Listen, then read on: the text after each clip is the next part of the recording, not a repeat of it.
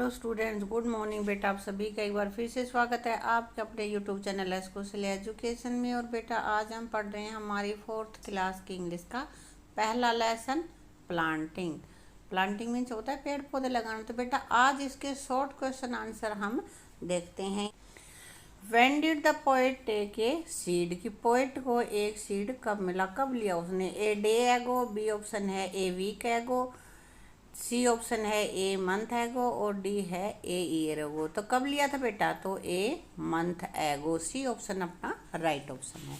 Second, way did the poet show the seed? Poet ने seed को कहाँ बोया? On floor, in pot of A dirt, या इन ए जग of water, या इन a field. कहाँ पे बोया था उसने सीड को? तो बेटा बी ऑप्शन अपना राइट ऑप्शन है, in a pot of dirt. Third option है dash pour in the water. तो अपने पास थर्ड क्वेश्चन है dash pour in the pot. पानी उस मतलब पॉट में क्या डाला जाता है, क्या डाला गया है? ए लिटल वाटर, या ए लिटल डार्ट, या एक लिटल मिल्क, या ए लिटल सॉइल। थोड़ा सा पानी या थोड़ी सी मिट्टी या फिर थोड़ा सा दूध, क्या डाला है बेटा उसमें? तो यहाँ पे डाला है ए लिटल डार्ट।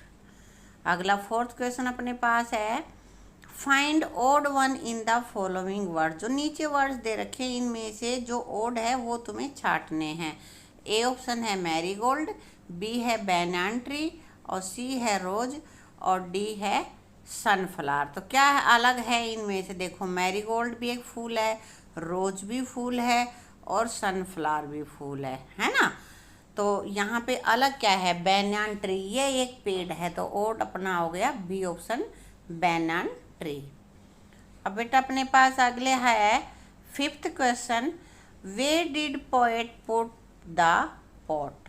कि पोएट ने पॉट को कहाँ रखा? कहाँ रखा? अपॉन द सील, या बी ऑप्शन इन ग्राउंड, या इन ए रूम, या ऑन ए टेबल। तो कहाँ पे रखा है इसने? तो यहाँ पोएट ने इसको कहाँ पे रखा? अपॉन द सील, छज्जे पे रखा था पॉट को, है बेटा। अगला अपने पास है why did poet put the pot upon the seal? कि पोएट ने उस पॉट को छज्जे पे ही क्यों रखा? For air, for sunlight, for water, या फॉर डर्ट। किस चीज़ के लिए? तो ए ऑप्शन अपना राइट ऑप्शन रहेगा, फॉर सनलाइट।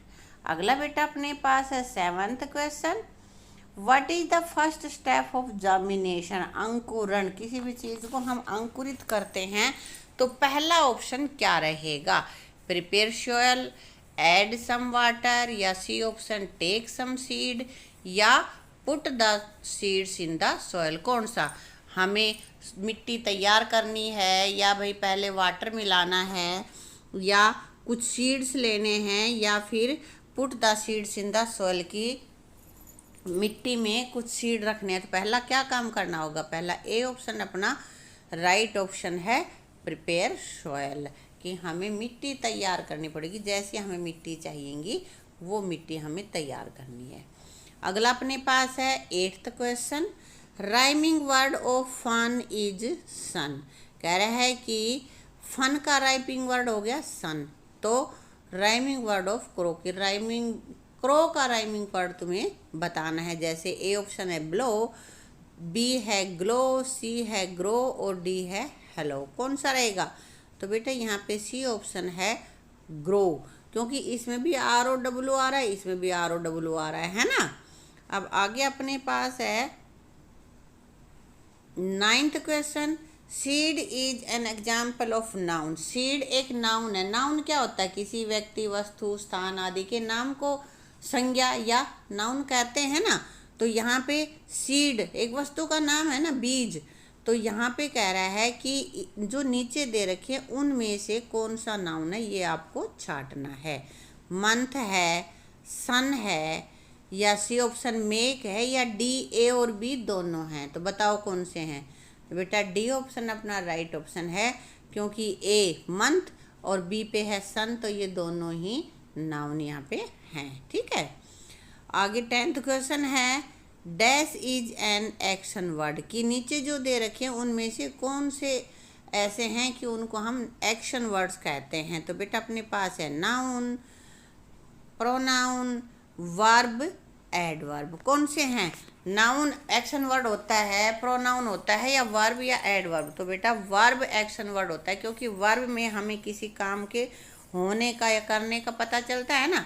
जिस शब्द के द्वारा ये पता चले कि कोई काम हो रहा है, कौन सा काम हो रहा है, तो उसको हम कहते हैं। एक्शन का मतलब भी यही है, एक्शन वर्ड भी।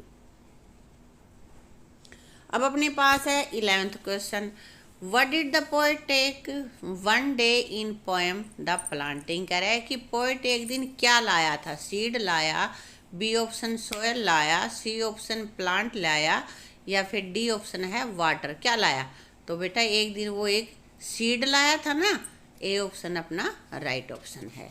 अगला अपने पास है बेटा 12th question, Veena always speaks truth. Veena हमेशा सच बोलती है। In this sentence word always, जो ऑलवेज वर्ड है इज ए, वो है क्या?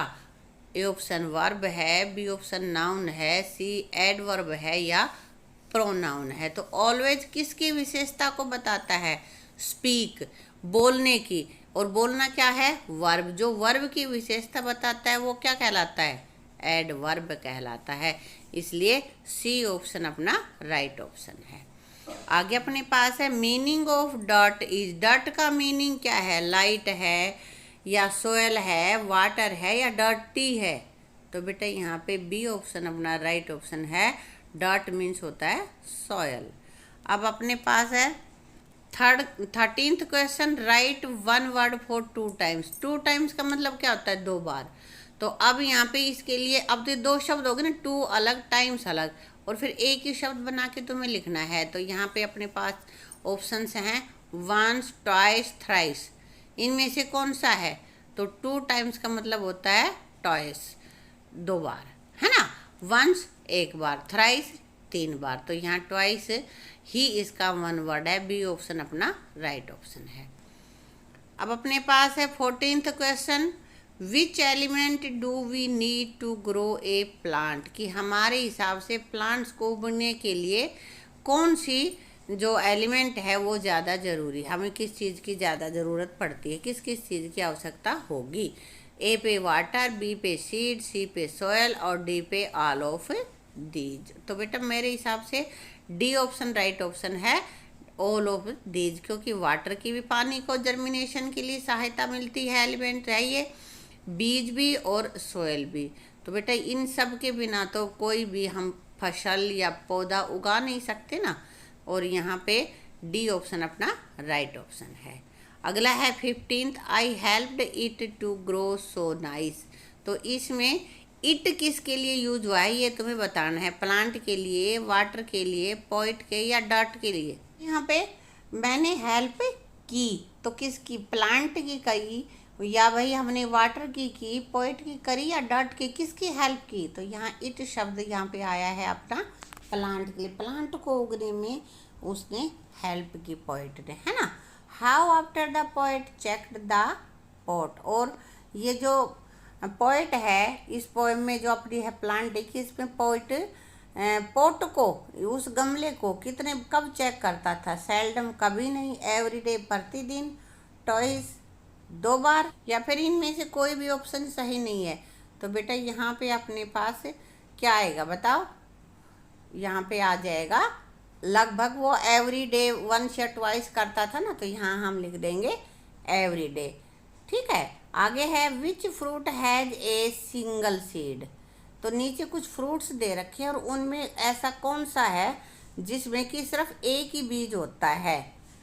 तो बेटा ये अपने पास है मैंगो, ऑरेंज, पपाया और एप्पल। इनमें से कौन सा है यहाँ पे बताओ? शाबाश, किस में होता है? मैंगो। मैंगो में एक ही सीड होता, बड़ी सी गुठली निकलती है ना, उसी को तो सीड कहेंगे, मैंगो सीड। हाँ। अगला 18th क्वेश्चन है meaning of hope is. Hope means आशा, या कूदना, या सम्मान, या फुदकना। क्या होता है?